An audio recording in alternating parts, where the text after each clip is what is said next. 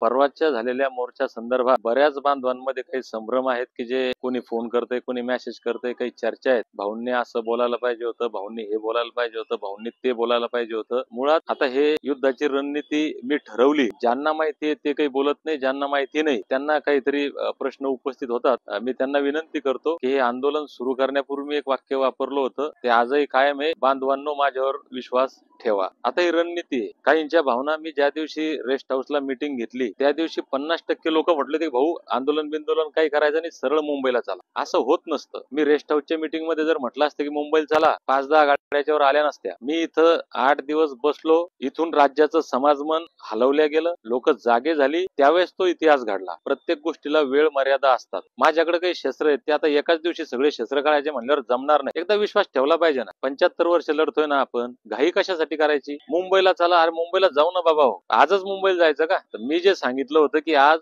धरणे आंदोलन करा, याचा काहीतरी फायदा होणार आहे. आसपासच्या वातावरण परिसरामध्ये वातावरण निर्मिती होते, लोकांमध्ये चर्चा होते, लोकलची मीडिया, सोशल मीडिया, वर्तमानपत्र याच्यामध्ये बातम्या येतात आणि लोकांच्या जागृतीत वाढ होते.